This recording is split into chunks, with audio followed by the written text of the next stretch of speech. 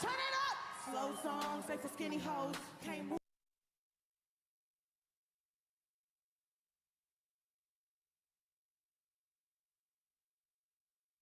Move all of this, hit on one of those. I'm a thick bitch, I need. Hey!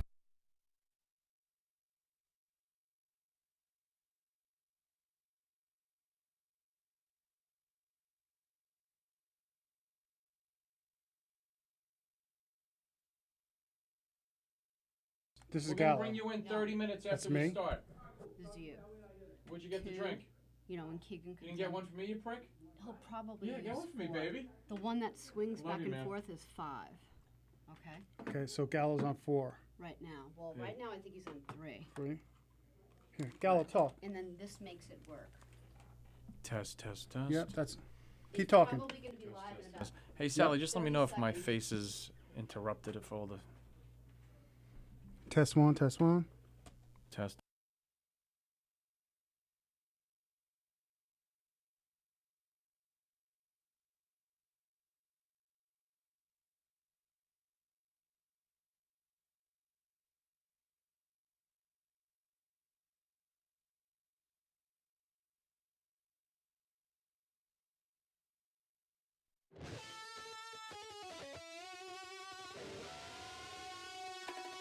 I've been waiting for this one.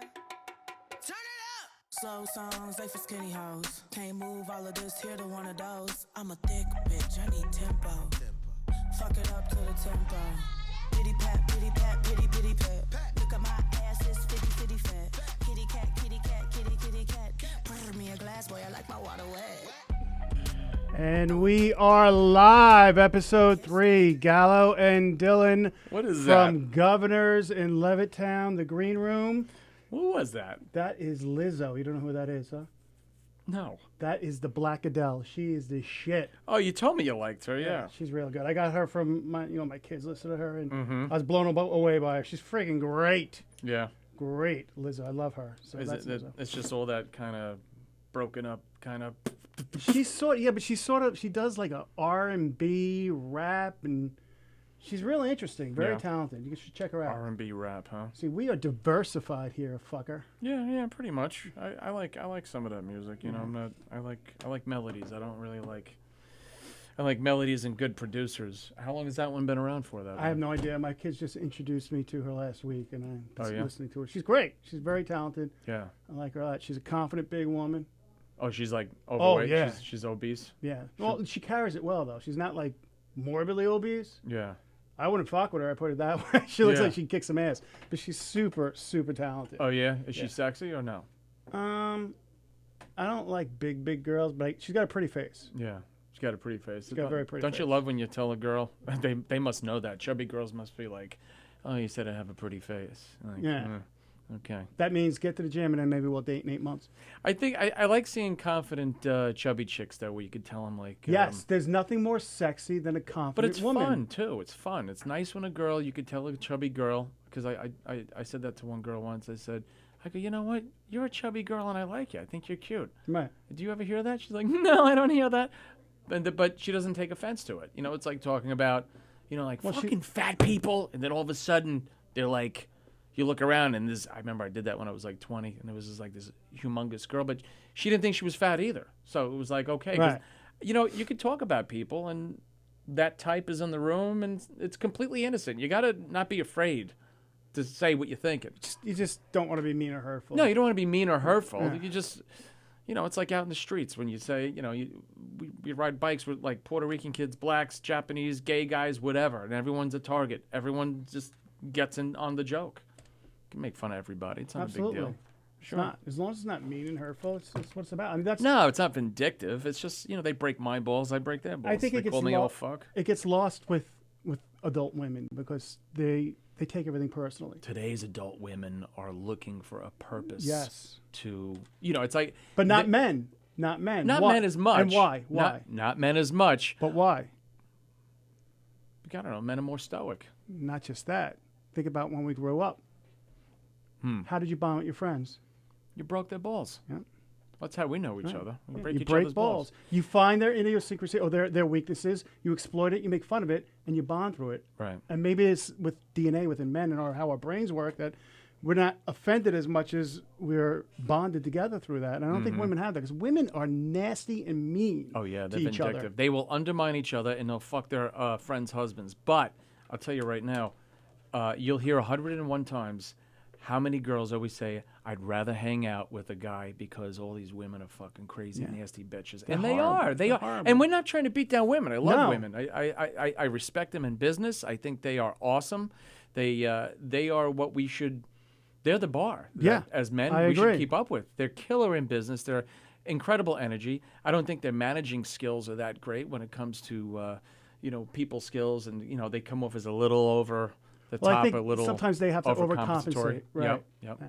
But I see it with my girls, my youngest, my 13-year-old. When she was like 4 or 5, she was the sweetest. She still is, but really always wanted to make sure that everyone's included. Like I would take her to swimming at the beach. She's sharp, your She'd be, kid. "Hi, Leah, hi," like saying hi. And these girls at 5 and 6 they were starting to be that death stare where they didn't want to engage with that. I'm like, why are you being It's a very cunty thing. It's your really daughter. Your cunty. daughter's a good person. You know what? My daughter's a very good person too, and that's interesting because I'm thinking, my daughter's the nicest girl around, and she's so sharp and she stays focused and she knows to be like a lady. She's so good and she's got a Right. good heart. Your daughter sounds like the same way, and maybe it's because maybe it's our DNA. Who knows? I'm not going to take credit for that because I am an asshole. You are. I You just are. am. You're. I can't help it. I try not to be. You're a nice douchebag. Though, I'm a you nice know? douchebag. Yeah. But as far as my daughter's concerned, that's genetic makeup where she instinctively just knew I know. Yeah. I want to be nice and friendly and have Said fun. that about my daughter too. That has nothing to do with me. Mm-hmm. That's just who the person who she is. Now, where it goes from there, I have an effect on it. Yeah. If I would say, "What are you doing saying hello to that person?" She doesn't want to talk to you. You should just ignore her. Right. Then that's me being fucked That's up, a breaking. really bitchy Right. attitude too. Right. I'd have to smack you in the face. Yeah, well, that's I would never do that. It's a real twatty thing Yeah. to do, man. It's crazy. I It know. really- And there's a lot of twats out there that are like nasty. They do that. Like, don't talk to her. They yeah, they turn on don't each do other. that way. That is, and the funny thing is that, and a lot of these people, they go to church, right? I'm going to church on Sunday. And they do this thing where, like, okay, God's going to love me and Jesus is going to love me. But what you're doing, your behavior, is not very Christ-like. That's not what Jesus would do. That's not equal opportunity loving. You're being very specific. And I know you're an atheist, so I don't mean to make you steam in your seat there. Well, I'm but, agnostic. Agnostic? Where atheist doesn't believe in anything, or which one is it? I believe there's something out there. I don't believe in organized religion. Okay. So that's I'm not. is I'm that not, I'm that's not a that's big atheist, fan. right? There's something bigger and greater up there above us. I'm Yeah. not saying that we are the be all and end all. Right.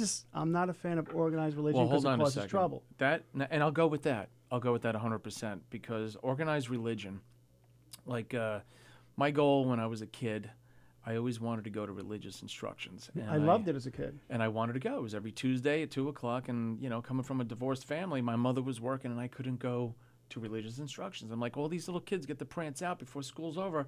But I like God. Why can't I go? I really like God. They're just like, Right. and they get to go.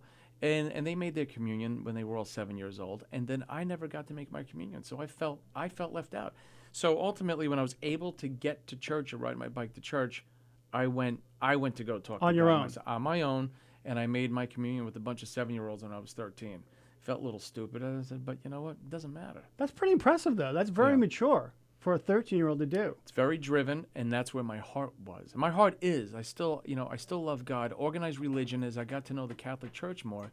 Not to bash the Catholic Church, but they don't do everything according to the Bible. And I know they're kind of letting their hair down these days, but then that's really like selling out so they get more people in. Once you started, I started learning more about, well, first off, I didn't like that it was not as organic, this church. Very structured. That's what I liked about the Catholic Church. It's very structured. You get in, you curse at somebody in the parking lot, they cut you off. You get in there, take some holy water, do some Catholic Calisthenics. aerobics. Up, Yeah. kneel, sit, Up, up, down, down, up, up, down, up, and then you go up there, take the body of Christ, take a seat, and then 59 minutes, 59 seconds, you're out. You're out the door. Yeah. And then I went to churches after that.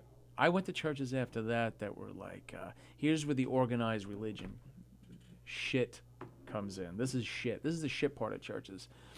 Is the organization and the folks that take advantage of the people in the church. And I went to 2 churches that did that. It happens a lot. And dude, let me tell you, who's fucking who in the church? Who's robbing from the church? And these are the pastors. One guy looked like Scooby-Doo from one church I went to. He had a fat, chubby wife and 4 kids. He was like nailing some congregant. We got out of there, and that was a Dutch Reformed church, so we were going a little bit more of a Protestant angle. And the church was run by some awesome guys too, really intelligent. They like, it was new for me because they like wore suits when they like talked, like, and they were such gentlemen from the Midwest. And they knew their thing. They knew their business in theology and Old and New Testament. And then we went to another church, and this guy, another pastor, he would do his business. He'd cry on the pulpit, and then all the women go, "Oh, he's so sensitive." Next thing you know, he's railing like all the twatty bitches in the church that nobody would want to rail in the first place. That's completely deplorable. It's sick. It's sick. He's dead now, though. I won that one. Ugh. That's horrible. And that's why organized religion. But it's can not just suck. the Catholic Church. No, that It's wasn't all- Catholic. It's That wasn't Catholic all either. of them. They're all there's rotten apples in all of them. There are. And it's just like there's rotten police out there. Doesn't mean all the police are rotten. Right. Everywhere you go, there's going to be a rotten apple element. Rotten doctors, Rotten rotten doctors. police, Absolutely. rotten ambulance driver. Rotten comedians. That's right. Rotten Rotten wives. carpenters. People. Yeah, rotten teachers. Yeah. You know, doesn't mean all teachers suck. Doesn't mean all cops suck.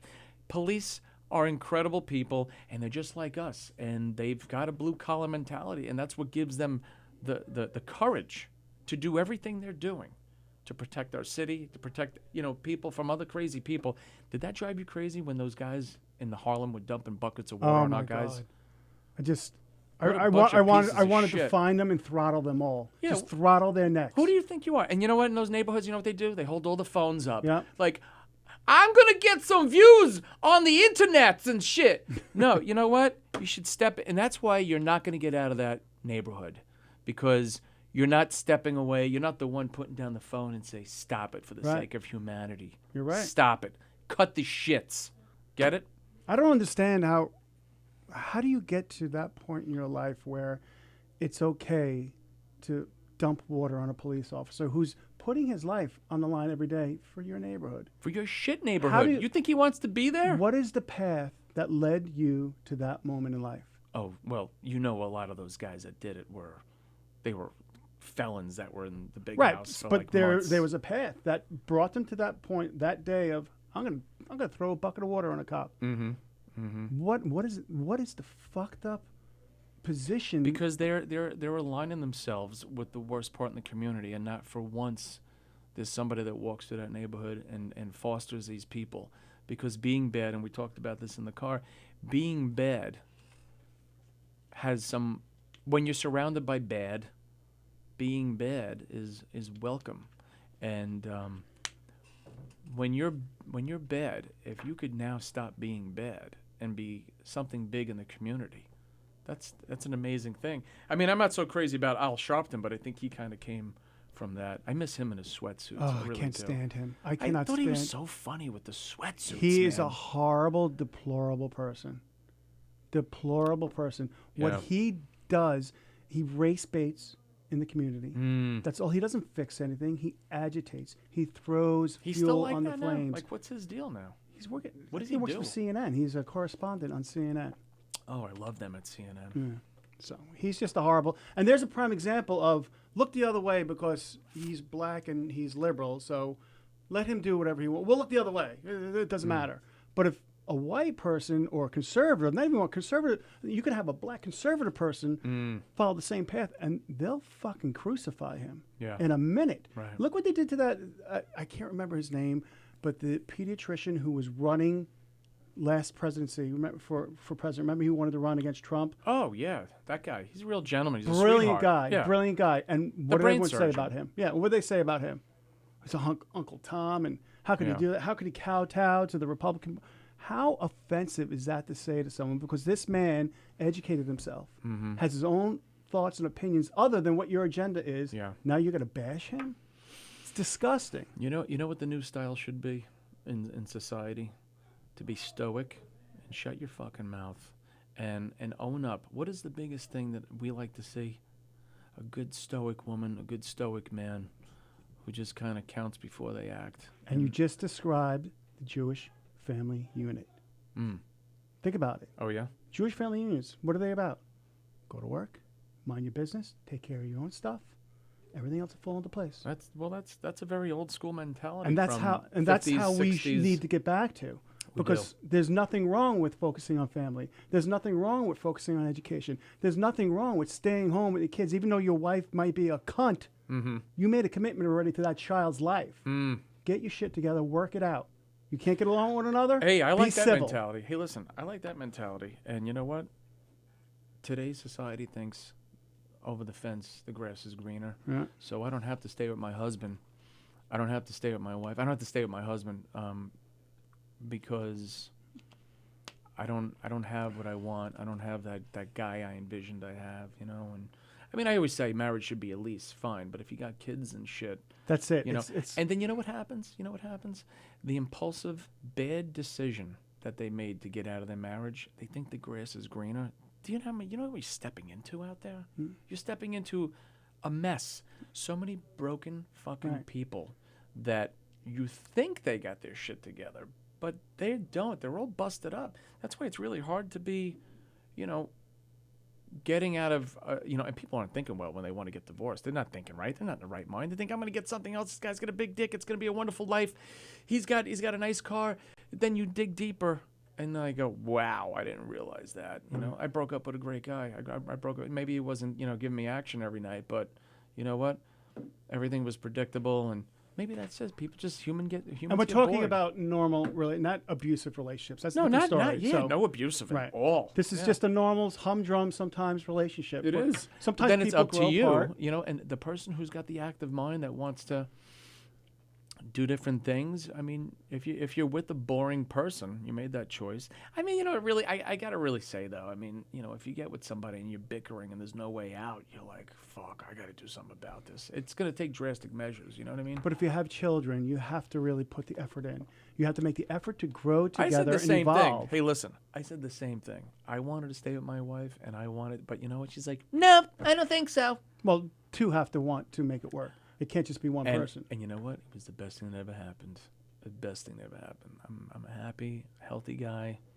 Can't complain. Right. I mean, you know, the biggest thing is I just hate that the kids, seeing It's the tough. kids are staggered. It's But they're really older hard. now, and you get through it. You know. Yeah, it's hard. It's Yeah. very difficult. But if the effort's there on both parts, there's no reason why you can't get through whatever it is. You got to be willing. You got to be Right. willing. You know. Unless it's an abusive situation, that's different. And, you know, there's always different characteristics that can come in. There's a lot of there's you a know- lot of personality disorders. I mean, you know, if people think like how these liberal-minded people think, which is that is a mental disorder. If there's females thinking like that, you're fucking done. That's it. Because they want to hear their own outcome, and if you can't deliver that outcome, you're going to be a tortured man for the rest of your fucking life. You're gonna die. You're gonna die. You're gonna be unhealthy.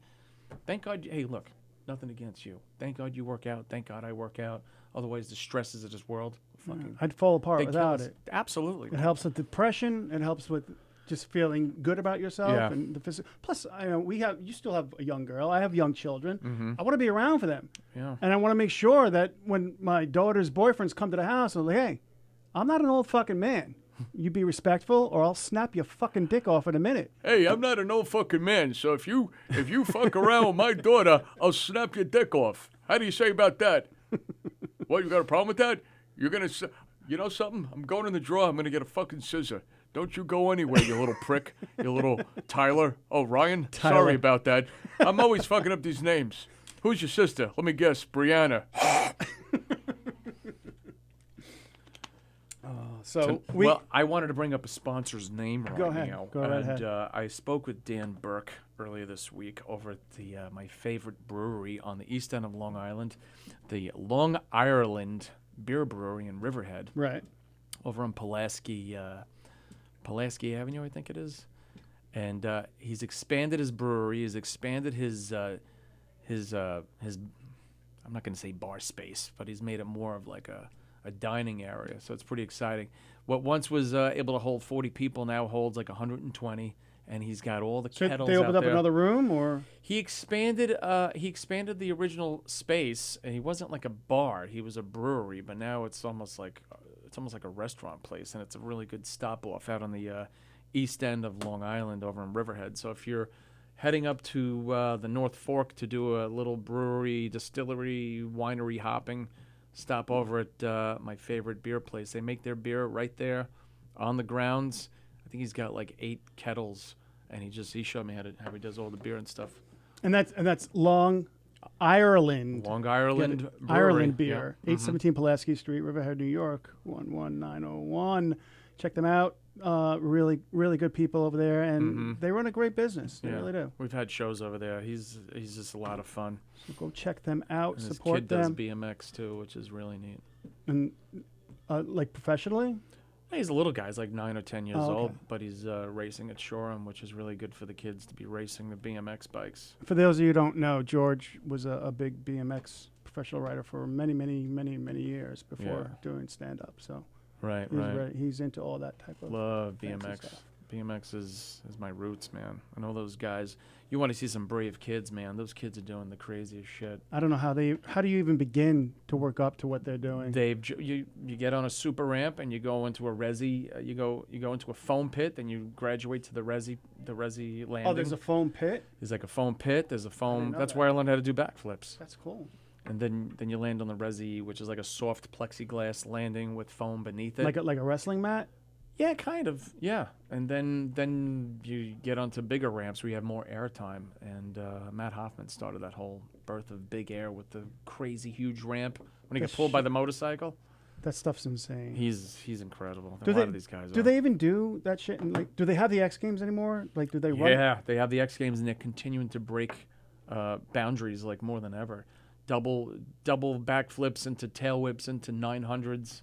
You could be talking fucking Chinese to me Yeah. right now. I have no idea what It's you're talking about. they But it sounds just- dangerous. It's incredible. And these kids are they're skinny too. They're like not even. You're wondering where they're getting the strength to whip it around, and it's a different type of matter of physics. It's It's a just sport I know nothing about. It's incredible. I It watch really people is. do it. I watch you do some of your shit. I'm like, how the That's- fuck's he doing that? Yeah, and what they're doing now is they do. I mean, like, I started in the realm when we were doing brakeless tricks, and now they're just doing total brakeless. The geometry of the bikes is What's different. a brakeless trick? No brakes. You don't use any brakes. You're just rolling on the front wheel, rolling on the back wheel. You're not hopping, and that's a lot of flatland. I mean, they're just doing crazy shit where they throw the bike around, they're landing, they're constantly rolling. How do you stop spinning? if you're not using? It's inertia. It's all inertia, and then they pump the bike to keep the bike going. That's insane. It is. It's beautiful. I had no idea they had no brakes. A lot of the guys aren't using brakes these days. Yeah, like 99% of the riders don't use brakes It's very. on ramps and on ground. It's insane. It is crazy shit. There's a lot of money to be made there too. You would think so, but some guys aren't making a lot of money. They have a lot of views on Instagram and on social media, but it's they're outnumbered by these girls that take their clothes off and show off their tits and ass from all over the world, and they get 2 million. I said that last followers. week. I cannot compete with What a is girl that with shit? cleavage. Yeah. I'm going to start taking selfie ball cleavage sacks. I always said that. I mean, you know what? If they're showing that, there's got to be like some crazy housewives out there that want to see some ball cleavage. I mean, I don't get it, but it's a different world now. I don't even know why these I couldn't even imagine doing that, taking my clothes off and just be like they don't even have to take them off though. It's just they're showing off constantly. lingerie, and I see it all the time on Facebook. Like, don't you think that you're like, well, what's the matter with you? Like, Your worth is more than that. Yeah, like, why do you think you have to do that? Is that all you can do? No, I have a clothing line, Mr. Funny Man. I have a clothing line, and I do workouts. And I like that they have to justify showing off their ass in every picture by doing a workout. All this shit, this whole big roundabout explanation because you're 22 and you got to show off your ass and I'm doing squats again. And you do all this to justify that you really want to be desired because you're a pretentious shitbag. I mean, really, it's the bottom line. I followed this girl from the gym. Yeah, she had like 20,000 followers on Instagram. I think she's like up to 100,000. But I'm like, you know what? I feel like I got integrity. Well, I have integrity too. No, you don't. Sit there, talk to the fucking camera. Don't put on all these tight outfits. All right, you don't have to do that to show off. I'm not listening then. Yeah, I'm no, not really. listening. Because in my mind, I mean, like from where we come from 20 years ago, if you were doing that, you're just like I remember people telling me, like when I was married, and my wife would say to me, "Oh, you're self-centered, you're self-absorbed." And you know what? I wouldn't just say no. I'd be like, you know what? I might actually be self-absorbed. I might be too self-absorbed for my own good. And I'd rather give back to the world. And I don't need to show my ass off. I don't need to show off. I don't need to, kind of temper it a little bit. Every now and then, show your little ass off or show your thighs off or whatever. Every now and then, keep people hungry. They want to show it every day. Yeah. Do you need that kind of satisfaction? That's like being fucked by 20 dicks a day. Like, you really, oh, you're so hot. Like, there's something really wrong with this culture and time. I would feel really funny about that. If that was my daughter, I'd be like, really? Is that what we do? Well, you bring up a good point, because when I see some of those girls, I think this could be my daughter in 10 years. Yeah. That very well could be my daughter. I hope it's not. But that, at one point, what I'm looking at, that was someone, or is someone's little girl. Yeah. But it's under the guise of, I'm going to be a nutritionist, so I got to take my clothes off every fucking picture.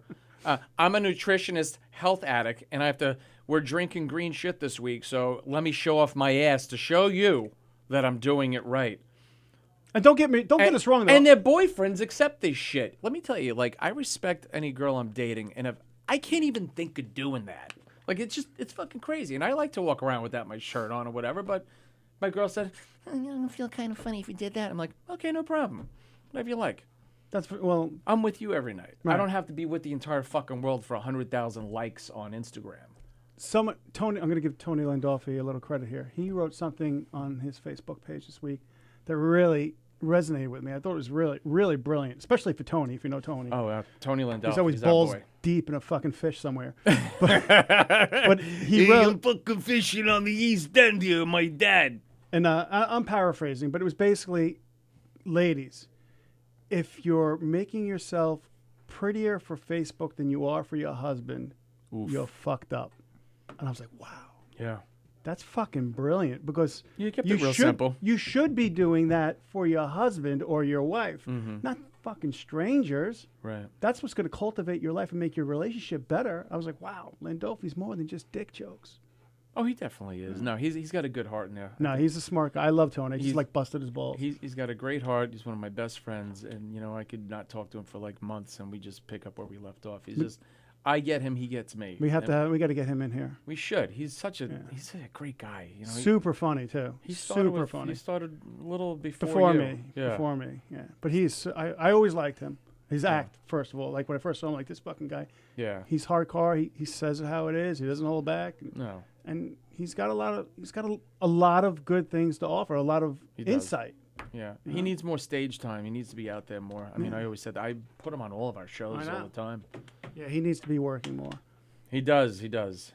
I'm Long Island's best kept secret. We don't. So get out there, Tony. Yeah, Tony's a great guy. We need to see you. So we do have a great guest this evening. We're at the half-hour mark in, and I want to get him in here. Oh, yeah. Very funny man. He is from Long Island. He's a stand-up comedian, and he Is he has. around? I don't know where. I think Sally's. Thank you, Sally. Sally's gonna run I out don't and know get where he him. is. Well, actually, I told him 30 minutes, and right now we're probably about. We're at 30 minutes. No, we're about 17 minutes in, guy. And I only met him recently since I came back to the club here, and I love him. He's a great guy. He looks like a giant adult baby. He's so adorable. He's like a little Cabbage Patch He doll. looks like John Panette. Everyone thinks he's John Panette, but he's Yeah, a not. little bit, but cuter. He's a real I sweet. just want to pinch his cheeks. If they does. can make a baby doll out of him so I can give to my kids, I'd fucking buy it. Because he just seems so harmless. And look at him. Here he is. He is. The very funny, Yeah. the likable and adorable Mike Keegan. Here he is, Mike Keegan. Michael F. Keegan. Mike Keegan. No, get him What's in up, there. buddy? Come on in. Let me get up so you can get in. All right. How are you guys? Excellent. Look at you with a drink. Yeah, what I need they to hand it to me when I get. She didn't come back around yet. Oh, okay. But, What's up, Dapper? How you been? pretty good, pretty good. I wish we had music for when people came in. know. I want to buddy. get music from Steve. There's this guy from Ireland. I'll be right. I'm just going to grab a drink. Yeah, sure. 1 second. Yeah, you get the same thing from me there, pricko. Yeah, Johnny Black. Oh, is that you got? Yeah. Good. Yeah, how's it going? Mike Keegan. Yeah, good to see you, buddy. Welcome back. Thank you very much. Sally's gonna hook us away up from here the with a little thing sound. here. Thanks. How you been? Pretty good. Can't complain. Yeah. How about yourself? Yeah, can't complain. Did you enjoy summer or what? It was all right. It was all right? It was all right. What'd you do? I didn't really do much.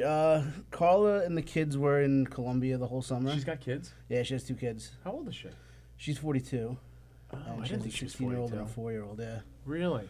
So they were in Colombia, so I just stayed home. Colombia? Yeah, that's her mother lives there. Oh, okay. Yeah. So she's part Colombian and She's part... Colombian and Argentinian. Really? Yeah. All right, I Gallo, didn't we're set. realize. I got Mr. Peter Bales is going to hook us up with some drinks. Oh, okay. Yeah. There you All go. right, sorry to interrupt. Mike. I didn't what's going on, realize. buddy? You know, Oh, yeah, he's. Mike, Oh, and Mike. Sorry, go ahead. Yeah, what? I was going to say he's got his own podcast that I've been listening to. Yeah. It's Dysfunctional, what is it? Domestic disturbance. Domestic Disturbance. Okay. Yeah. And today I was listening about, you guys were talking about chicken sandwiches. Oh, I'm yeah. fucking starving. Yeah. We got to. We'll plug that. We'll tag that. Yeah. Is Yeah. there a Facebook page for that or something? They're on Yeah, iTunes. It's, yeah, we're It's on him, Carla Okerson, and iTunes. Tim Saliani. Tim Saliani. Yeah. It's a good show. Check it out. Yeah. Carla Okerson. Yeah. So we. I love the dichotomy. Who is between that the two. girl? Go ahead, Mike. Explain. That's my my lovely girlfriend, Carla Okerson. She's She's actually a sweetheart. She is. I- She's Very funny. She's I a very funny spoke girl. to her. We had some dialogue on the page once, and why don't you explain a little bit about her and yourself? So we met doing comedy. She was she's a Long Island comic also. So I was booking a show at some fundraiser show. Yeah. And I had just friended her on Facebook. I'm like, this chick's kind of cute. Let me put her on the show. See if I can get something out of it. You know? And we hit it off, and we actually just hung out for like 6 months before we even dated. Yeah. And she's cool as hell. We're very, very different people. Well, you're though. you're an easygoing guy. You know? Yeah, He's, Keegan's not an uptight dude. He's just like rolls with it. He's not a prick. But he's that's he's what- very conservative. That's what I try. I'm very conservative, his which girl- is kind of is. why we always had really cool conversations. Though before we were dating, we never fought about politics, but we talked. She'd meet me at a bar and we'd hang out, and I'd tell her why she's wrong. Yeah. And, You know what it is, though? Here's the thing. I think a lot of us are not political. I don't even think you're political. I'm not political. I think you're more of a practical idealist. That's what because I would consider myself a conservative. I wouldn't consider myself a Republican. I'm not going to vote Republican Right. blindly. Right. But I do have my ideals that I That's stick what we were to. saying before. It's Right. very. The thing is, with the conservative am- people that we happen to be, it's very. Oh boy, I'm not giving you a hug and kiss on air, but I love you, man.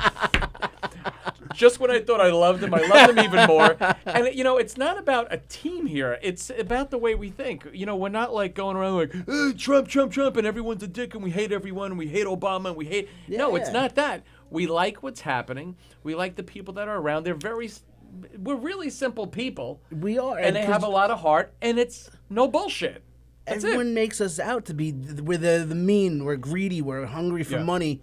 The ones that are going crazy, the ones that, if you look at any of these YouTube videos, the ones that are just freaking out and unhinged are the ones on the left. We're just like sitting back, like, all right, let's Yeah. see what happens. Yeah. I like the guy; he's a little bit of an idiot sometimes, and I'm gonna criticize him. But overall, I like what's happening. Things are better now than they were. I feel that. I feel that too, and I love the spirit of America. And if anybody's watching and they happen to be a lefty, we're not shoving this item down your throat. It's at just all. how we feel. We're not hating anybody. I don't wake up in the morning and Right. I don't go burning a Trump, a Hillary sticker or anything like that. Oh. I don't even care about that whole bunch of people. I just think it's nonsense. You know who I really wouldn't like? I don't enjoy, and I've seen her be really nasty to some really great people. Kamala Harris, I don't like her. Yeah. I wouldn't like her in real life. She just seems like not a nice person. Like not a nice, fun, understanding. Isn't she roll the with one that was punches. laughing about people who were arrested for using marijuana when they asked if she used marijuana? Wait, wasn't it something to that effect? I think it does ring a bell. Just Time I'll out. look that up. not a fan. Not a But- fan. But yeah, so that's an interesting And arrangement that you it, guys It have. is, because you know what it is? The person I love most in the world is she's a very radical leftist. I would say. So would you know? say you love her? I do love her. You do? I do. She's great. She, I gotta tell you, if you took politics away from her, she's perfect. She's great. Okay, good. She's very funny. She's very funny. I had some really I think she's very cute. So wait, Yeah. let me interrupt you, George. This is a big moment. You just announced Yeah, on our show really. that you're in love with Carl Who Oakerson. gave me all this scotch? Does she know this? I think she knows I love her. She pretty nice. should. That's I great. love her. She's got great kids. I like them a lot. Yeah. The baby, is like, I love her. I love picking her up from school. How old is she? She's 4. Oh, she's 4. My parents love her. Oh, that's so- great. I'm so glad Yeah, to hear that. yeah, but That's and Carla's nice. great. She's beautiful. She's funny. She's just, she's misguided. I would say. I know she's listening to right now. That's her only mental illness. When she came by my page one time, she never. This is what I can't stand about this sector of people, and I like Carla. I really do. I know she's a sweetheart, but I've got really good friends who I went to high school with and junior high school with. There's only a few of them because we're all Long Island is primarily it's a red area, and I'm not a politician. I don't give a shit about politics. But, most of this region is, pro-red, whatever. But they only seem to come out, I have a few left friends. They only seem to come out when they want to bash something about Trump or whatever. Rather than standing for their cause, they come out but to they won't bash. even like any of the videos. They don't say, George, how you doing? Hope you're great. Like, say 5 good things. And then say, fuck Trump, and then say 5 good things. There's got to be a pattern. Don't just come by and say fuck Trump and then don't like anything, or don't say, your shirt looks nice. Just fuck Trump, fuck Trump, fuck every time you stop by. So she stopped by one day. She comes to my like page. Your page? She stopped by? And she said something. She gets into a thing, and then all my people just start attacking her. Yeah. And I tell you, if it was like a kennel, she would have been dead. Because they attack. And I said, Carla, not for nothing, honey, but you only stop by just to start shit, and then you walk away like. And my friends have done this, that I'm friends with for 35 years. Don't do that, Joe. And I had to fucking remove him from all my social media. I saw him, he goes on Fox and bothers people, and then just. I just happened to see it. I'm like, why George, would you do that? That's why I fly off the handle with people sometimes, is because I don't hear from these people ever. Shows I post whenever I'm at a show. Yeah. Don't come to my shows. Don't like my flyers. Don't like anything. But if I wrote, "Oh, Trump did something good today," boom. That gets them motivated. Every fucking What? meme. Every. What is this? Come on. Yeah, That's- that's why I fly off the handle. Because then I just automatically go from 0 to 60, and I'm like, all right, shitbag, you want to fucking say something now? Now we're going to talk. I think you said it. It's a mental illness. It's a mental illness, but it's a very effeminate thing where they have to come out and do that, and they have to have their chosen outcome that they want. They have to have the last word, like a little kid or a little bitch. They have to have the last word. And you know what? You're not reading me. You're not reading me who I am, okay? I'm allowed to love my president. I'm allowed to love whoever. But, you don't got to come in and say, you don't know me. Well, you really don't know me. You don't know him. Yeah. He's clearly a fucking sweetheart. Me, I got a little edge to me, but, why do you got to be a prick to me? You could be nice to me. Hey, what's up, Tim Gage? Love that kid. Let's get off the politics, That's the though. thing. I don't want to. But yeah, it's that's so not as far divisive. as It's not But it was just politics. getting into, how Carl and I managed to have a Don't relationship. tell me what to do, Darren. Let's go. Oh, this is No, fucking but you know what? prick. His girlfriend is really left, We like her. and they're getting She's a along. sweetheart. We get along, and which for tells somehow, me that she's somehow not it worked. totally insane. You guys can make it work, which is good. It's You can once- have different opinions in politics and still be friends. Peter Bales is a liberal. really like love that you Peter could do Bales. that. Yeah. You know, so And I was sitting down with Peter Bales one night at a bar, and we're talking, and he's like, we're kind of on the same page on a lot of the shit. Yeah. Well, but it's Peter just says the same that's not thing. what it. Yeah, Peter's Absolutely. really smart, and Yeah, when he has a he's point, intelligent. he lays it out Yeah. with what he believes in and what he feels is the right path to go, not just Trump is a cunt. Yeah, exactly. Exactly. Once someone says like that, everything else you have to say behind it is bullshit. It I'm not- not hearing it. yeah. I'm not hearing it. Yeah. Yep. It's Because you just unnecessary. invalidated your argument.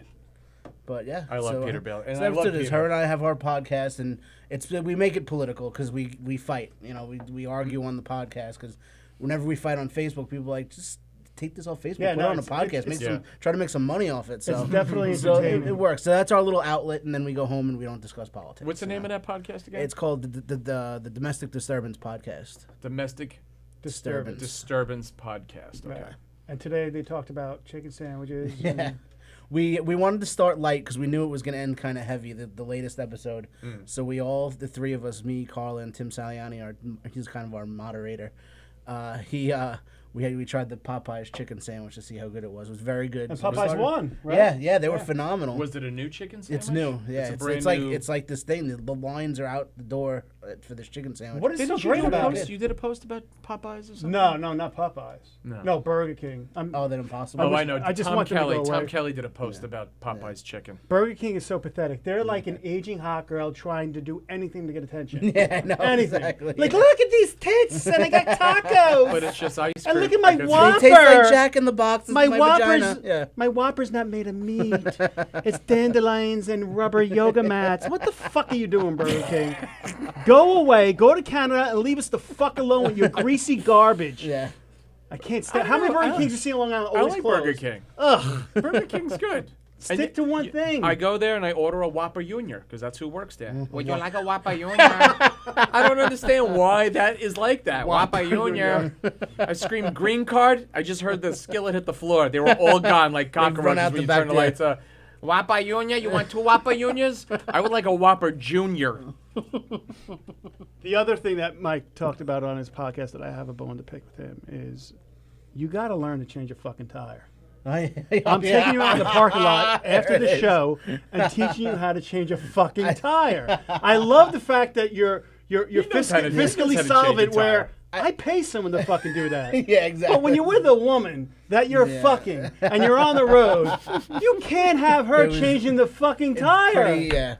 I had What? Yes, tell them the I story. told the I'm gonna story. fucking I kill was you. She so gives the a other day smack. when we were recording the podcast, my tire blew out. Yeah. And I had my buddy come and fix the car. I was like, "You don't know how to change the tire?" I'm like, "Well, let me tell you a story. About 3 years ago, I'm doing a show up in the Catskills with this girl that I'm dating. Oh my God, it's Chris Roach. She's terrifying. What's up, Dick? Where you been? Look at that, he's the largest man in Long Island. So I'm driving to the Catskills, and I have this girl that I'm dating with me. It was the night before Valentine's Day, like 3 years ago. It was like -1 degree out. Tire In the blows, Poconos, right? In the driving there, halfway there, tire blows out, and I'm like, oh shit, I don't really know what to do. But I called AAA, but they were gonna be like an hour, and I'm running late for the show. Yeah. So I get out, pretend I Wait, know. were you really being lazy or you just didn't know what to do? I kind of didn't know what to do. Really? Yeah, you know what? Like I said, like I could probably figure it out. It's like if I go through the whole thing. I think you were being lazy. I was probably being lazy, but it was also that day was just bitter cold. I got out there for 5 seconds, and I'm like, nah, can't do it. I'm just gonna wait for AAA to come Pay for here. the well. You look in that instance. You pay for the service. Yeah, Pay for the service. AAA comes. You pay $60, Right. $100 a year. Yeah. Let them do it. They know what they're Exactly. doing. Yeah. Which is I'm fine with. So Plus fuck it was it. a bit of So cold. don't break his story. balls. No. Continue the story. So now she goes, let me give it a try. My dad's a mechanic. I change tires all the time. Oh boy. So now the AAA guy pulls up. She's outside taking the lug nuts off my tire. this While Carla? I'm sitting in the no, it wasn't Carla. It was this other chick, and I'm sitting in the car in the heat with the heater on, toasty. listening to Such Van a Halen prick. or whatever. What a and jerk. then AAA pulls up and she's outside changing my tire in bitter cold weather, and he took it and he How you didn't get your period that day, I don't know. I know, and we ended up. What do you got Stick there? around, Roach. Maybe we'll see you in a little bit. All right? You want to do it? Yeah, I'm around. What time's your? You got a spot tonight? We're not going on until later. All right. I think so. If maybe we'll pull Chris in, Sally. That's Sally. She's on. What's her show? Knock him dead in the mornings. Knock 11 Him to 1. Dead, Sally. Yep. Knock 'em dead, Sally. So we'll have. she's So a let's go person. back. So let's now. So So, she's yeah. changing the tire. Sorry, go ahead. She's changing the tire. AAA guy pulls up, and the two of them just look at me with disgust. As they should. Yeah, they should. As they absolutely should. So he ends up changing it. He's got the tool. He's got the drill that does it in like 2 seconds. We go to the thing. We're gonna stay over there for a hotel. There was a hotel there, and I get there and I forgot my credit card. Not only was she changing my tire in the bitter cold weather, she had to pay for the hotel that night. Valentine's Day weekend. What a fucking catch you are. I know. Still fucked her. This is why I go to the gym every day. Because if this motherfucker comes home to pick up my daughter, I'm gonna snap his dick off. Exactly. Yeah. Yeah. Such an asshole. Hey, we have a sponsor for the show. If you guys have seen some of the T-shirts I wear, not today, but I typically wear a bunch of shirts. I got a hat from Natural Born Patriot, and they're over in Delaware, and they made my sore loses shut the fuck up not video. It wasn't that well produced. T-shirts. And I got all these T-shirts, and they have my Fuck De Niro shirt. We're now making a new shirt called Fuck Hollywood. We might as well just say Fuck Everybody. I like that one. That's good. Nice. Might as well just do a collective Fuck Everybody. So Fuck Hollywood. And, Natural Born Patriot's been very good to me, and they've handled a lot of my distribution, and they're awesome. They're veteran-run, and Bart Hook is my man, and so many people have enjoyed the shirts. They're really, form-fitting shirts, and they're fun to wear. And they got girl shirts too, and the girls will look sexy in it too. So just make sure you wear your tank top with nothing underneath it, and you're in business. Not you, Mike. Fucking hot. No, I thought you were talking directly to me. You were looking at me. I was not. I was looking at the camera, you douchebag. I was looking right at the fucking camera. I was not looking at you. Give the address, the web address for. Naturalbornpatriot.com. Okay, there you go. Check them out. Yeah. They got great products, great stuff. You can buy George's stuff up there. And when is the Fuck Hollywood shirt coming out? He said he was working on that, but that's supposed to come out soon. I don't know. So we'll keep our eye out for it. Yeah. That's cool. I like that. Yeah. All right. Makes total sense. Natural Born. That would be cool. That'd be cool. I wonder how he's going to do it, Maybe put the mountains Oh, up there. you're not designing it? I kind of co-design. I give him all the ideas for it. Like we did the De Niro thing, and it was based on the live I did about Fuck Robert De Niro. Yeah. Uh-huh. And next thing you know, I used the shirt. I wore it in the video. I made a Fuck De Niro video, and that did really well. And people like it because I went to Brooklyn to do that video because everyone would think oh, everybody in Brooklyn's gonna side with De Niro for saying "fuck you, Trump," and people in Brooklyn were like, "No, fuck De Niro." Yeah. And they were like, "Oh, love your shirt, man." Well, I have to order myself one of them. Yeah, where's that music coming from? Are you hitting a button, dude? You're playing music? No. Is that Van Halen? That's weird. Right, sorry. It's off now. Maybe it was my phone speaker. I love these speakers. These microphones are hot. So, Mike, then you end up banging the girl, and Yeah, and then we never really hung out again after that. can you blame her? No, I don't. He is. I got he the is banger for a free hotel room. It's a nice hotel, too. You never paid her back? No. Oh, you were the biggest piece of shit ever. You really are a piece of shit. I love you to death, but that's fucking shitty. Hey, look. Hold on. Let's back this up. She gets an experience she gets to talk about. I get to hang out with this chubby comedian. I fucked him. I fixed his car. He's bringing her on She's a a date. sucker. I got her into the show for free. Too. Yeah, She was there you go. comedian? No. You got her a But $10 I got her a ticket. ticket to the show to see me, $10 me and ticket. Joe Pontillo, who's in there too. Yeah. It was Joe me and Pontillo's Joe here? Pontillo, I yeah. haven't seen him in a while. Yeah. Like Ray Romano's. So you're from Long Island, right? From Long Island, from East Meadow. East Yeah, Meadow. yeah. East Ghetto. East Ghetto, baby. East Meadow, which I is like not East far from Meadow. here. Yeah. Now, how long you been performing? Because I just met you recently when I came back. Yeah, exactly. I know met you're you friends with Richie, and so how long Yep. you been performing? Now? 7.5 years, I guess now. Right, So Yeah. That's a good clip. yeah, and the first person to give me a shot was George.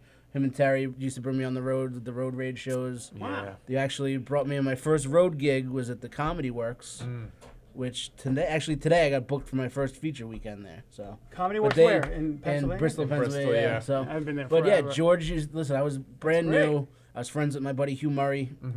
Is he still around? What's going Yeah, on? he's still around. Yeah, he's working a lot, but he's trying to get up as much as he can. I think I'm here with him next week actually. Oh, okay. But I just saw him the I'd other love night. to He's see doing him. great. Yeah. Yeah, good. I hope he's And, doing well. Yeah, That's- he's doing great. I see you And, producing a lot of shows in the Little Room, which Yeah, is good. yeah. bringing Once a up month new I have talent. Mike Keegan and friends in the Little Room. That's awesome. And yeah, Hugh introduced me to George, and they started kind of to bring me to all their shows, and I got to. Yeah. They kind of threw me right in the fire. I wasn't really, I was brand Hey, new. listen. and If you we had sucked, fun. I wouldn't talk. to Yeah, you. exactly. You're a very funny guy. Yeah, you had a thank great you. act. Thank you. We wanted a to good play guy. He's some not a of moody- our clip that you sent me, but the audio on it was a little echoey, Oh, really? Yeah. so it wasn't yeah. coming through well. But I did alright. watch it. It was very funny. I've we'll seen work it on before. some It was stuff. fantastic. We'll plug you. We'll Yeah. make things happen. Yeah, exactly. But No, you know what? It's one thing if you're a good comedian, but if you're a douchebag comedian, who's cocky and there all are that. plenty of good comedians, and I only book one show once a month, but there are people that I think are really funny that I just won't use because I don't like hanging out with them. They're Yeah. just douchey Yeah. and That's big. Right. Yeah. And that's I said this before. Since coming, my hiatus and coming back, the whole air of the Long Island scene has changed so much positively. Oh yeah. It's so much more encouraging and cultivating than it was. Like in the past, there was a lot of bitterness and sniping and just dark sarcasm. Like with A lot of it's jealousy. no, though. but it wasn't just busting balls like we were talking about. It was trying to be mean and hurtful, and it was just a bad, toxic environment. And since coming back, it's changed dramatically for the hold better, on. which is nice. You got to realize, I mean, what you bring to it and who you pal around with, okay, is what matters. I mean, when I Yes. came back into it, I surrounded myself with a lot of good people. Mike, Terry, Hugh, all these new guys. And they were so much fun. And you just got to be positive. And there are these crumb cakes that are around that are chemically imbalanced, or something didn't happen for them early on in their career, or, they just don't know how to connect with people, and there's something wrong with them. And sometimes they get into these positions of power, and they cause a lot of shit. A lot of jealous people, they talk, and they undermine anybody walking through the door. But ultimately, if that person keeps spewing out stuff, you got to realize, too, that we're in a business of a lot of hungry people, but yet impressionable people, okay? So they'll go with the tide because, hey, I need stage Right, time, and if I go yes. up against this guy who's That's a talking great point. shit. So, and then these new people start to think that this guy talking shit is really, he has the background on everybody, so let's listen to his stories. But those people, George, Like the Pied have Piper been of Yeah. they've been omitted. They're gone. Like those, I know who you're talking about. Yeah. certain- It a just lot of so them happens they're to be. gone. Yeah. which is it's beautiful. So now you have a family environment where people are supporting one another and helping each other's careers and pushing them in the right direction, which I think it's a whole new family to me. Well, I'm, the I'm great so thing- happy to be involved and a part of it. The great thing about what's going on right now, especially with the comedy clubs here on Long Island, is that you've got a genuine individual who he's very fair. He does what he can do for people. He knows the commodity of laughter and funny, which is supposed to be on the stage to make the customers appreciative. And he also knows the commodity of the personalities behind it. And if everybody plays nice, everybody's treated well, then this person doesn't come off like a fucking scumbag. He comes off like, hey, we just don't have room on the show. Right. As opposed to, I don't like the way I got a scowl. I sense talking about me, and I sense other shit, and I really feel something dark is going on. And I think comedians are sensitive people, and that type of dark shit is contagious, and then it starts to pollute people's minds. puts a black But it's- cloud. It really does. It does, but it's been removed somehow. I don't know how. I was gone when it Well, was. it's also what you're bringing in. And, That's and true. you know what? There are a lot of good people, and your and my responsibility to a lot of the new guys is to be an example of Right. what, going through a long-term, business and relationship with a business that can have ups and downs. We have to be. And nobody's done gotta more be of good. that for me in the last 8 years than you. And, try, and the thing is, I've been around. You guys have been around 3 times, 4 times as long as I have, but still 8 years is a pretty long. It's Yeah. a long Definitely time. is. Sure. That's to like one of see those the reference climate- numbers. 8 years. Yeah. Yeah. I always say, I've been doing 8 years. I remember saying that. I said it for 20 years. Yeah, but to see the climate and like you're saying that you left and it was kind of a toxic environment. When I started out, it kind of was. There was a lot of it was very cliquey, and now it's just I come into the clubs and it's like a family. Yep. They have Sunday dinner. They cook for us. Yeah, And yeah. It's beautiful. It's amazing, and everybody gets a shot. Nobody feels like And an that's- outsider really. And that's fair. And someone here, anybody who's on the outs with the venue, I was on the outs with the venue. I came back and I was accepted. I was doing a lot of stuff, and then I came back, and they were welcome arms, because the person who owns this place, this chain, is not a show business guy. Right. He's a guy, number 1. 2, he's a man. 3, he's a businessman. And he's a also- man of his word. And he's too. a man of his word, and he's a good judge of character. Yep. And he's a very fair dude. But, you know, if you do anything to fuck up the family here or the business that's disrespectful on any level, he's going to say, that ain't happening, and hit the road. And that's how it should be. And And maybe that's how right. it should be, Yeah. you know? And look what he's done. There's Look only what one he's toxic created person here. that he kicks out. You know, there's only one toxic person that leaves, but there's 20 of us having a great time. Yeah. Yeah. And We're very lucky. We're very lucky to be very here in fair. this position. And Mm-hmm. because there's a lot of cutthroat people in this business, you know. And, Yeah, it's terrible. But the way the world is now, there's enough work for everyone. There's There enough is. work for everyone. We don't need to be sniping at one another. Help each other. I help Mike. Mike's gonna help me. I'm gonna help you. Yeah. And it's just cyclical. It You goes can't you help pay me. it forward. You No. can't there's I don't have a degree to help you. You don't have nor a couch. or a I think you prescription might pad. be sleeping on that fucking couch. I don't take any drugs. You'll never see me take a pill. That's right. We need to get you high one We day. we did that. I would we love said that. to. Like, imagine A lot of people blowing said that. George one Gallo night or high. something. Could you imagine? People have always suggested, dude, you need to smoke. Oh. My son Vin used to say, he's like, Dad, you want to smoke with me? I'm like, get the fuck out of here. I don't smoke with my kids. Well, I draw the line there too. I don't smoke with my kids. We- I don't even drink. I wouldn't mind having a drink with my son if he's 23 now, but you know, like a drink. But I don't even need to drink. I don't drink during the daytime. We're gonna pick a night where we'll get together. Yeah, it'll be Okay. fun. That'll be Yeah, but I'm not Yeah, vaping. I don't like baked out of his smoking. mind. I don't like smoking. We'll give you an edible. We'll get you high one night. I don't know if I could really do that because I get all these tests that I have to take from you know, Oh, companies shit. I work for and stuff. So they're always making sure you know, they It's not legal yet in New York, right? I can't I No. can't do that. Just Yeah. I Yeah, really you can't have do to get that like ever. lupus or something. Yeah. So Yeah, You let's can get some that's lupus. true. You can let's get a get prescription George for some it. lupus and Yeah. get him Some some lupus. You look like you have Edibles. lupus. Yeah, Does your thanks. skin hurt? Your skin hurt? Your skin hurts, right? You know, a finger fell off last week. I That would not be lupus. That would be something else. think that's lupus, dude. No, I think. Dude, you know who had at the comic strip? Oh yeah, you said He had lupus. No, he had something else. Lucian, you're talking Oh about. yeah, the Lucian. He had scleroderma. something else. Lucian yeah. didn't have lupus. Scleroderma. Scleroderma. Yeah. It's like hardening of the flesh and Oh art, my like just God, really? hard and just falls off.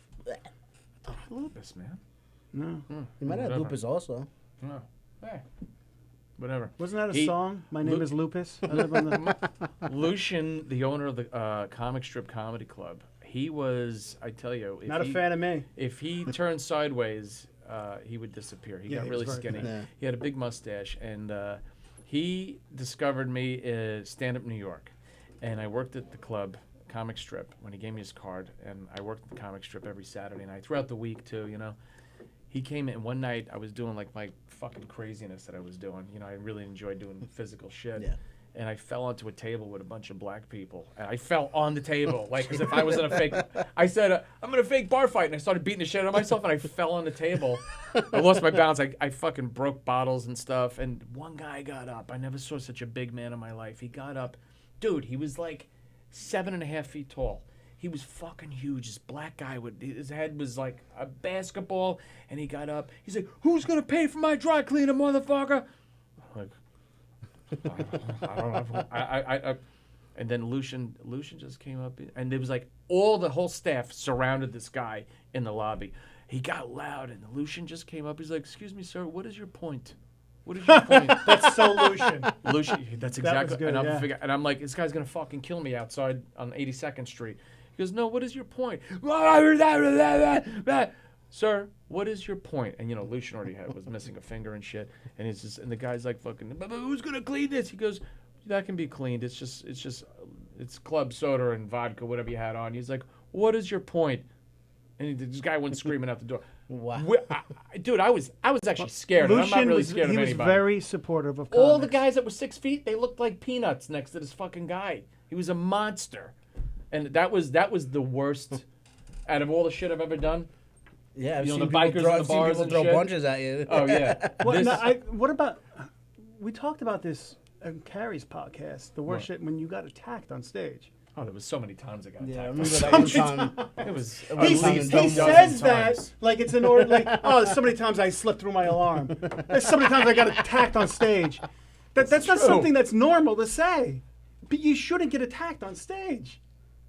I'm not saying you did Fuck anything you, wrong. Darren. Why not? I'm not saying trying to get attacked I'm not on saying you stage. did anything wrong. I'm saying it shouldn't happen. There should have been some sort of facility put in place that you weren't attacked. What, a At the- cage? like you're at I think Roadhouse. I think we needed a cage. Yeah, we needed a cage. Like that the night. Blues Oh, Brothers. with the yeah. What place was that we were at? Double R's. Yeah, double R's exactly. Dude. And there was another time also in I forget the name of that other place. We should get Terry in here. Yeah, Terry's gotten attacked on stage the too. Halfpenny Pub. You Remember that were one? there? Yeah, Halfpenny yeah. Pub? They're out of business. They got Oh, bought they out. really? Yeah. That guy fucking came at me and I kicked him. Every fucking night there was a problem. I sat there, I'm like, I'm just tired of the fucking bars. Like a fucking roadhouse. All the time. That was the that's Road Rage scary. comedy tour. Yeah. So that's what we did. scary Got shit. attacked. Bars were great, man, because some nights when I'm not feeling it, man, and you just, like, someone says something to you, it's just like, it can be bad, man. It started to get to be a grind at the end, so it was like the end of the Beatles. You know what I mean? It's like, Right. it just started fucking And sucking. Keegan was Yoko. No, Keegan rolled with the punches. John Consoli, too. He was a lot of fun, you know. Everybody was we had good. such a good crew. I mean, We did. We Yeah. had wonderful people, you You know. guys should put together like a reunion show. We could do that, but I don't know. It was raw. It was really raw. And the reason why I put the Road Rage comedy tour, honestly, was because I wasn't working in the comedy clubs. I wasn't getting enough time. So I had to put together shows You gotta and find bars. time, right? So I had to build an hour and had Terry as an opener. And Terry would stick to his set. And that's why I always kept him. He stuck to his set. Fucking bottles whizzing past his head. He'd pause. And then he'd keep going. Terry was a trooper with his fucking act. I could bank Terry's on a that bad guy. motherfucker, so I'm sure. I could bank on Terry to do a set. And I'm like, we went to Chicago the first time. I took him out of town. And he just like, he didn't realize what it was going to be like. He was like, oh, I'm in fucking Chicago. What am I doing here? This is in New York. You know, it was like, it really flustered him. And I get it because I was like, what are we doing? What the fuck are we doing in Chicago? But we filled the place with like 80 people. And he stuck to his set. I'm like, damn, you always stick to your set. I don't stick to my set. No, That's why you're erratic like that. That's But why good. I'm like- Exciting but that's, person to but that's watch the on the beauty planet. of your act. You never know what you're gonna fucking get. Yeah. Not a lot of people, and that's scary. But all these guys stuck to their sets though, which was incredible. You know, I mean, like I can't. Like I had three No. guys rush me on stage at Double R's. They fucking came after yeah. me. You know, None of us left, man. We always loved watching you because it's like, oh, what's gonna happen? we today? finished You know, the it's just- shows though, and always you know finish what? the shows. That's something They like about this. you that you probably don't even know. That when Gallo comes on stage, the other comics stop watch and we and they watch. Like I could be not just myself, but anyone could be walking out the door, and if you hear Gallo, they'll stop and they want because they never know. You never know what's going to happen. It's like watching the space shuttle. And is it going to blow up? Or is it going to make it to its destination? Is somebody gonna press that orange button? That's what it's like watching you on stage. And that's the beauty of it. That's why people love watching you. That You're is so entertaining. fucked up. It's Tell fucking you, great. some comics where all the other comics make sure that they watch you and Keith Anthony. Yeah, Keith's another I was one. with Keith one time. We were at the brokerage, and they have that little vestibule in between the bar and the showroom at the brokerage. Mm-hmm. Keith Anthony's on stage, and all the other comics were gathered in that little vestibule to watch Keith Anthony because it's just the two of you guys are just. I've learned so much from both of you, and I just love watching. It's just Keith is we all do. just writes like there's no. He is constantly. I think so he writes much when he fun. sleeps. He's so fun. He's though. fantastic. He's another. We got to have him in. He's a another wonderful, person. wonderful that guy. it Love him. Irritates me that the rest of the country doesn't know who he is. You know, yeah. Again, you know, you've made a departure for a time. You know, Keith made a departure for a time from doing stand-up. I did also. There was a time where I'll never forget the night someone said, "You're like Jim Carrey." I didn't go on stage that for must 2 have killed years. you. I never even watched fucking Jim Carrey ever, and I'm like. Intentionally, like I had to not watch his shit because everyone was like, "Hey, you like Jim Carrey?" I'm like, "No, I never fucking saw him," Yeah. and I never saw Jerry Lewis. So disappeared from stand-up for a couple of years, and it was easy. We all make a departure because it's like there's more to life than fucking doing this, and you need to grow. You need to be a person. You need to not be so sensitive to this shit. It's a grind, and it fucks with your personal life. It fucks with your family. Yeah. You know, and thank God you don't have any kids or a family. You know. Yeah, I know, man. It's And your girl's It in it, takes- so it really helps out a lot. she gets it, and she's been around comedy forever. She used to be a waitress at the comic strip, and then really? and she married a comic. They were married for 15 years. No kidding. Yeah, Oh, wow. Who? Jay Okerson. Oh, that Oh was, my God, I know. Holy shit. Oh my God, that's so I crazy. didn't realize. You know, I just did the math on that. Yeah. kind of thought, Tell like, her I'm sorry. I'm just kidding, Jay. I like Jay. I haven't worked with Jay in, it's got to be years. But that's He's that's good- just he's- crazy. He's a good guy. No, he is. We get along He's a funny well. guy, too. Yeah, He is funny. He's doing all right? I haven't He's seen doing him in a doing while. really well actually. Good. Yeah. So, but yeah, she worked at the Strip as a waitress, and then married him. She's been around comedy, so she gets it. If I have to go on the road on the She certainly weekend does, or yeah. whatever, And I'm sure from you she gets it. No, yeah, I give it good, baby. I fucking love this kid. He's the fucking cutest. Fucking love. I told Gallo I want someone to make a baby doll of you for my kids. Wouldn't it be a great idea? It'd be so fucking You could squeezy. sell those after your show. That's great merch. It Yeah, is. It is. Absolutely. I want Squeeze a 15%. kid, yeah, exactly. Creative. That'd be a great idea. It would be. Because look at him. He's got Yeah, such a man. likable Yeah, fucking you can all face. take me home and squeeze me. Well, you know after what it the is? show. He doesn't have a dark side either. Like No. there are some chubby guys that have a fucking dark side, and you're like, what's the matter? We were just friends the other day. He's like, Yeah. and I'm like, what the fuck you got to be like that for, man? Yeah. You're not fun. No, you could tell he's got a light in him. No, he does. He It does. is, yeah. He's got that. You know what it is? Here's the thing: laughter, joy. You've got a joyous thing about you. Thank you. Not everybody's got a joy thing about it. Right. And that's important because joy is the underlying bed of what makes comedy fun and funny and uplifting. There's a lot of layers to it. You got I that. agree. I Some appreciate motherfuckers, that. they're comedians. They ain't joyous. They're fucking. They're fucking drag downs, man. It's sad, too, because it affects their life and their arc as an artist, too. It does. I mean, And- you talk about joyless. First person that comes to my mind is Platypus Man.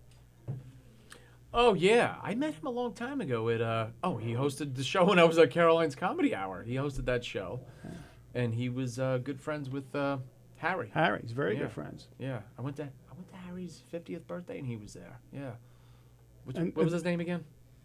Platypus Man. I It was can't fucking remember his name. Oh, Richard Jenny. Richard yeah, Jenny. Yeah. And Richard Jenny, when he brought me up, I'm like, I love Richard Jenny. He's wearing that blue suit from the 90s. Super funny guy. Yeah, Gobs of Brilliant. material Yeah, and tortured. unhappy. Yeah. It's sad. It is sad. It's That's- a real fucking shame, man. Yeah. I mean, he looked a little bit like Captain Kirk, didn't he?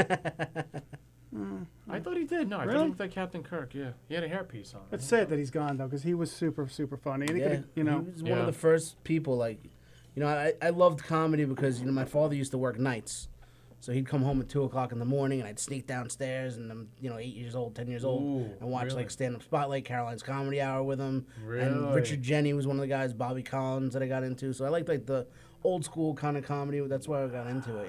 So Yeah, that's neat to And know. then- So, what was like who's like your inspiration for? I'd say like a Bobby Collins. Definitely John Panette. He was always my favorite Yeah. when I was a young well, if they kid. ever do the Jump in that And then- story, yeah, right. because Exactly. you do look at it, not because you Yeah, have. yeah, no, I hear it all the time. You do. Your face Oh, does yeah. resemble. Yeah. John Pinette was such a fucking sweetheart. Yeah, He really was. I loved him, and then here, like, listen, we're at Governors now. I live 5 minutes up the road. This was like my Yankee Stadium when I was 15, Perfect. 16 years old. I'd come here on a Friday night by myself when I'm 16, just to watch shows. And now you're so- performing wow. it. How, Yeah, how awesome that's is cool, that? Yeah, yeah. Fucking That is- great. that is something Yeah. else. I just want to give a shout out to our sponsor, one of our sponsors, which is Secure Operations. For all your security needs, they do 24-hour monitoring, and they're located in Medford, and they can do a month-to-month contract if you would not like to take a one-year risk, as you might think. They are commercial, they're residential, and they are Secure Operations out of Medford. Their phone number is at the bottom of the screen there. Check it out. You could find them on their website or actually on their Facebook if you do social media. Daren, you know anything about these guys? Well, first of all, give their website is secureoperations.com. Check them out, 631-473-1085. And they are great. I mean, we live, Long Island's loaded with money. Not me, but it is loaded with money. And people are fucking breaking into houses. You need someone to protect your shit, you Yeah. know? And it's nice to have another option. There's ADT and what's the other big one that's out there? I don't know, whatever. Sloman's. Sloman's. And, it's nice to have a smaller, individually owned Yep. company that's going to service your needs. So Yeah. give them a shot. You need to have your house armed and alarmed. Go with Secure Operations. They'll give you a good deal. Mention George Gallo, and they'll probably charge you double. But Why, you no good son of a Oh, bitch, well, piece George, of you really shit. need security. Yeah. yeah, you know piece George. of shit. You better get fucking dogs. Yeah. But they're located. That's 2291 that's Route 112 Route 112. in Medford, New York.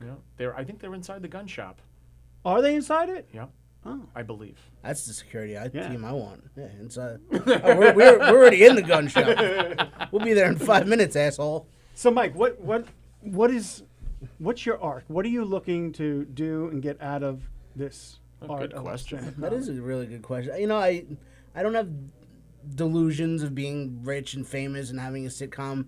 I just want to be comfortable, live a comfortable life, being able to do comedy. You came into the on wrong the road. business. Yeah, for that I shit, know, that's for exactly. sure. You know, I know some guys that do like the warm up stuff. Like I think I kind of like to do that because I like, you know, I like bringing energy to. That would I be like, good I like for you. hosting, bringing Sure. energy. Yeah, that's good. And for I them. know that they get benefits and shit, so That's you know, huge. but it's like That's stuff like huge. that, or you know. But you know, I like writing though. I'll put in a call. Exactly. I like writing though. I like writing. I'd like to write for people. You know. Like stand-up or like yeah, scripts? Or no, I like writing stand up. stand-up? Yeah. Have you written for anyone? I've wrote jokes for friends and He could do it. I see a Other- lot of the content. you he know, puts No, I up. know he He's can. done I a just lot wonder of if funny stuff. who he's written for. Like I just wrote. My buddy's actually on tour with Brian Kilmeade from Fox News. Yeah, I just So- wrote for him too. Oh yeah. yeah. I don't know Oh, what to say. right, right. Yeah. Powder Raw. Yeah. Great So- guy. Yeah. So I'm writing for him. For Wow, a he's little minding while. everyone. Yeah, no, really, exactly. He's getting me and you. He knows who to go to. He ain't coming to me. He's like, George, I can't fall down a flight of stairs. I don't know how to translate that into comedy. But I know you, Richie Byrne, always tells me you were the Yeah, first you writer used- on his show. yeah, I used to work with Richie a lot. I write for his show, the Richie Richie Byrne Byrne's show. awesome. Richie's a great guy. I love Richie. Funny. I don't get to work with him Kills. enough anymore. Kills. We He's gotta got, get him out and here. Mm-hmm. you know what? As he's gotten older, I mean, all our acts improve, but his act it's gone over that speed bump. Yeah, he's got Where- a great voice too. Yeah, though. his voice He's and got a just great voice. he's just so likable, and I'm gonna fuck him. Yeah. No, but he's a great guy, and he's doing warm up, right? Yeah, he does warm up for Dr. Dr. Oz. Oz. Yeah. and, Oh, you know, really? I speak to Joey Cola. Joey he Cola's does another the great- warm up yeah. and stuff. So those are always been my mentors too. Because Richie is one of my best friends. When I first started doing comedy, he used to hang out at the bar. I used to bartend that when I first started. Yeah. So it'd be Sunday night. We'd be there for 6 hours talking comedy and stuff like that. And I always always wanted to do the warm up stuff when he was talking to me about So it. what are you doing to get to that point? First of all, not that warm up space. I think it's great. Yeah. But I think you're capable of doing other things as well.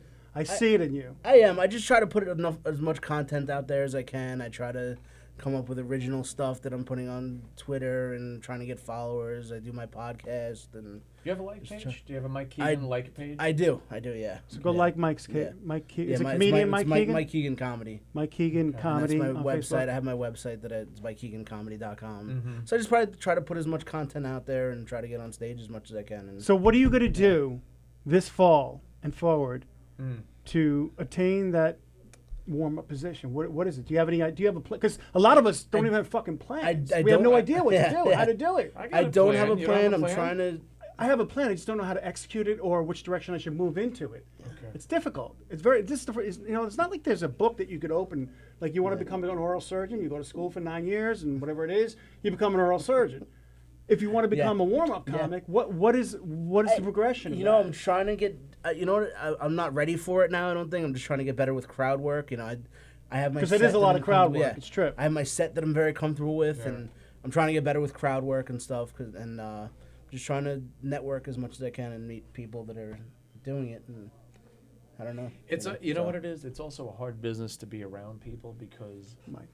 it's a hard business to be around people because everybody a lot of comedians, you know, the ones that aren't like been doing this a while, they're very closed up.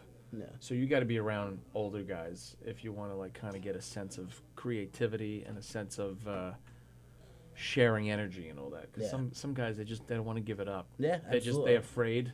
Absolutely. And that's the most part. I mean, comedians don't really help a lot of comedians. Only the older ones help the younger ones because the ones that are new, they don't help anybody. Like, well, they don't know what to do. They don't know. No, not that they don't know. They're very selfish. They are very selfish. Okay. They don't want to give it up because they're going to be like, well, if I help this guy, he's going to be better than me, and then I got nothing because That's immaturity. He You're just right. shined. Yeah. He That's just shined, and immaturity. I didn't shine. That's what I try to do. I try not to be annoying. I try to fly under the radar, but I do try to latch on to the guys, the veterans, you and now Daren and Joey Kohler, Richie Byrne, Joe Starr. All Yeah. these are all guys that I try to speak to pretty often. And You're better off Try being to- around that. You know, people who feel not threatened, who are confident in themselves and confident in giving. I mean, the biggest key thing in humanity and in show business is to give, because the more you give, the more you create, the more you get back. Yeah. And it's not that it's intentional. It's not like I don't give to get back. Right. I give because it's a heart thing. You know, it feels good. When you do it in the world, you do it when you foster people.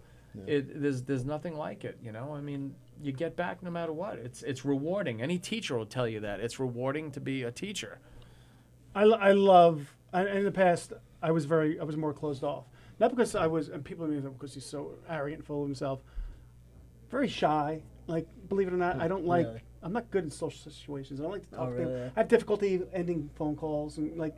So I was always standoffish, but since I've come back and matured a little bit, and I really enjoy talking to the younger guys and pointing them in direction. It gives you such a good feeling, you know. It really does. Yeah, exactly. And I think that's how it should be. And look who just walked in. What's up, bitch? Look at the size of this man here. Ladies and gentlemen, we have the very funny Christopher He's not funny. Roach. He's not Little funny. hand for Chris Roach. Come on, guys. Chris Roach. Roach. Look at the size of that beard. What's up, you fucking? He ain't funny though. He's not funny. I don't know who you're talking about. Look at the size of his fucking beard. This guy. What's going on, Roach? How you doing, buddy? Good. Hold on. Chris Roach, comedian, stand-up comedian for probably over 20 years. 20 years, something like that. 16, slow down. 16? No. It's not 16. No, you're like. I think he knows. Hold on. No. What year did you start? Because everybody thinks that this is 2000 right now. It's not. I started in 2004. No, All right, so do that math. No, he didn't. He's lying. I'm telling you. I don't think he's lying. I'll get Peter Bales in the air. I started in one of his classes. So that's a good clip. 16 years? Is it 16 years? Yeah. I keep meaning to call George Gallo because I want to do the last part of the trilogy of that hockey thing. Because I actually started playing hockey. He recorded. So whatever happened to that? Well, you recorded me getting fitted for my skates. Right. Then you recorded me getting shopping for my equipment, and I started playing. And maybe we'll do it in the fall because I started playing in a pickup league on Sundays. Ice hockey? Yeah. He's still playing ice hockey? Yes. You know, he's ridiculous. I'm not good. I can't imagine you on skates. It's scary. It's like fucking King Kong. First time I stepped back on the ice after 20 years, I was like, this is a really bad idea. It was starting all over. And so I started playing with these guys. I don't know if you ever heard of Peter and Chris Ferraro. They're like Long Islanders. They were in they were in the NHL for a little while. And these guys are so freaking good, and I'm so bad. But when I'm skating with the puck, they wouldn't say that about you. No, they're so nice. They're so nice. They let me skate with the puck. Right. Well, that's great. Yeah, they're really cool. So what was that show? What was that TV show you were on? Kevin Can Wait. Kevin Can Wait. You played the part of Mott. I always get the stupid guy. Yeah. I always get the stupid guy. Well, That's very telling. I was but you're not stupid. You were also the family man. There was also, I heard there was a saying about comedy. It's like a Shakespearean quote, something like that. Like they said, usually the man that is playing the fool is the most intelligent man in the room. Something like that. All right. If you want to go with that? A lot of those guys are very... You tell my mom that? A lot of these guys are very intelligent, but very sensitive. I mean, we got a lot of great sensitive guys in the room right now. I mean, Yeah. I mean... forget it. I mean, as long as I know Chris has always been... Chris, actually... There's a video that I just reposted. The parking one? Oh, my Oh, it's my favorite. God. That's my all-time favorite. He looks over my shoulder back in 2004. At the Brickhouse my Brewery. At the Brickhouse Brewery. So we're doing sets at the Brickhouse Brewery. I used to go because I just was like, I wanted to ruin people, and it was fun for me. I was just starting. So I would edit on an 8mm shit camera. And Chris comes over. He's always such a nosy fucking. But I love this guy. It's easy to be nosy when you're 6'6". He's he's already over everyone's head. So he sees me fucking around in the camera. One of those little cameras that just flip out. Right, it's a high 8, whatever. He looks like he was watching the whole time because I'm like looking. I'm like, I don't know what the fuck this is. I wasn't even gonna put it up. He goes, you got to put that up. It's so funny. You weren't going to put that up? So funny. No, I didn't know what I was going to do. He's like, you got to put Oh, actually, my favorite video. hold on, dude. There was no putting it up because there was no internet yet. There was no social media platform. He's like, what are you going to do with that? And he's fucking laughing. And I'm like, I didn't see it was funny, but he's got the same, he comes from the same source of comedy. Yes. Then one of the most. Very physical. I remember when you did that. You showed it to me. It was my Christmas party at my house. You remember? That You must have brought. been. Yeah, it was like what year was that? 2003, 2004. That was the same It was a time. long time ago. Another one of my favorites is with you two guys. You're like you're playing like an ESPN sports announcer. Yes. Oh shit, that's The right. Urban Luge. I forgot Oh about my that. god! I think I still Did have you ever it. see that, Keegan? No, I've never seen that. George, like he's a professional because he was a professional BMXer guy. BMX Right. guy. Yeah. Yeah, So we he comes talked in. about that. He comes in talking like, "Hey, I've been doing it for you, whatever." And he's got a piece of plywood. He goes to the top of the escalator in Macy's or wherever. Sears. Sears, Holy Smith Haven shit. Mall. Yeah. I mean, he picks up speed that he shoots about like 30 feet into the racks. Right? You went. Yeah. Did you get in trouble for that? No, we ran out. No. I will don't get in sit. trouble. Sometimes I'll sit in bed, watch his videos, and wake my wife up from laughing. There's one of my all-time favorites, and it's such an underrated clip of his is the one where he's doing the voice of the light that's flickering. I don't think I've seen that You one. sick It's fuck. so brilliant. That you like that? It's so brilliant that he's talking. Someone else likes He, that. That's he must have weird. been driving down the road or something and saw a light that was flicking out. I did, you asshole. I Flickering. totally saw it. It's flickering out of sequence. And he's like, "Oh, great light. Please give me some wisdom." He's like, "I ain't going to give you shit." And the lights talk to him. And I am like, I'm gasping for air. I'm gasping for air. You got to post that. I want to. And then- you got to Yeah. put that up. Then when my The wife mind and that I, comes up with that. I started showing all these videos to my father, who became a big fan too, and he was hysterical. You got to put that. Such I a want to jerk. see that. You get such That's a weird. funny. You know what it is? It's that. I'm telling you, it's the sensitivity that Sensitive. people with, your source of comedy is like a lot of ours. It's all old school shit. Because I mean, he's like straight out of like I Love Lucy. Roach is hysterical. He's very his funny. pool, his source of comedy is very like 60s, 70s, Yes, Gleason. early 80s. Right. Yeah, all Self-deprecating. facial, Yep.